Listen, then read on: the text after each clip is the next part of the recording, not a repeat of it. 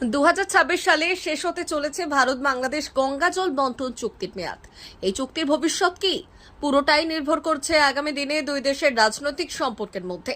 মঙ্গলবার মুর্শিদাবাদের ফারাক্কা দুই দেশের উচ্চ স্তরের 6 জন প্রতিনিধি গঙ্গা নদী এবং ফিডার ক্যানেলে জলস্তর পরিদর্শন করেন।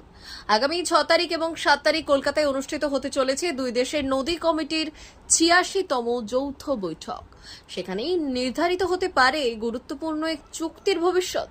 সোমবার রাতে বাংলাদেশের 7 সদস্যের একটি প্রতিনিধি দল মোহাম্মদ আব্দুল হোসেনের নেতৃত্বে কলকাতা থেকে ট্রেনে ফারাক্কা আসেন। মঙ্গলবার সকালে প্রতিনিধি দলের সদস্যরা স্টিমারে চেপে গঙ্গা নদীর ডাউন স্ট্রিমে জলের গতি, গভীরতা সহ বিভিন্ন টেকনিক্যাল বিষয়গুলো পরীক্ষা করে দেখেন। দুই দেশের প্রতিনিধিরা জানা গিয়েছে, ভারতের প্রতিনিধি দলকে নেতৃত্ব দিচ্ছেন কেন্দ্র সরকারের রিভার ফ্ল্যাট ম্যানেজমেন্টের যুগ্ম কমিশনার শরৎ চন্দ্র। প্রতিনিধি দলে রয়েছেন ফারাক্কা বাঁধ প্রকল্পের জেনারেল ম্যানেজার আর.ডি. দেশপান্ডে সহ একাধিক শীর্ষ আধিকারিক। বাংলাদেশের প্রতিনিধি দলের জন্য বিশেষ সুরক্ষার বন্দোবস্ত করা হয়েছে পুলিশ প্রশাসনের তরফে। তবে এই সমীক্ষা চলাকালীনই স্থানীয় বাসিন্দারা জানিয়েছেন, যাতে নতুন করে এই চুক্তির পুনর্নবীকরণ করা না হয়। 1972 সালে Bharat Bangladesh joint river commission গঠিত হয়েছিল দুই দেশের পারস্পরিক সমস্যা সমাধানের জন্য।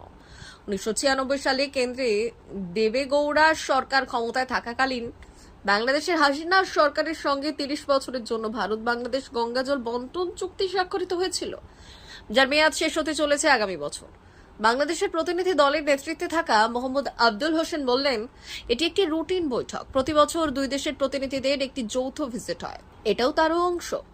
আগামী 6 তারিখ কলকাতায় এই গঙ্গা চুক্তির বাস্তবায়ন সংক্রান্ত একটি বৈঠক রয়েছে এবং 7 তারিখ টেকনিক্যাল কমিটির একটি বৈঠক অনুষ্ঠিত হবে। ভারতের তরফে ফারাক্কা বাঁধ প্রকল্পের জেনারেল ম্যানেজার আর.ডি. দেশপান্ডে জানিয়েছেন, ডিসেম্বর মাসে বর্তমান চুক্তির মেয়াদ শেষ হচ্ছে। চুক্তি অনুযায়ী বছরে একবার বাংলাদেশের উচ্চপদস্থ আধিকারিকরা নিরীক্ষণের জন্যই ফারাক্কায় আসেন এবং এটি একটি রুটিন বৈঠক। রিসেন্টলি একটু কমে গিয়েছে। জানুয়ারি মাসে ভালো ছিল, গত ফেব্রুয়ারি মাসে একটু কমেছে। না, জল কমেছে, এটা ন্যাচারাল। জল কমেছে, এটা কোনো বছর বেশি থাকবে, কোনো বছর কম থাকবে। হাইড্রোলজিক্যাল চুক্তি বাস্তবায়ন হচ্ছে, চুক্তি প্রয়োজনে যে চুক্তি বাস্তবায়ন হচ্ছে।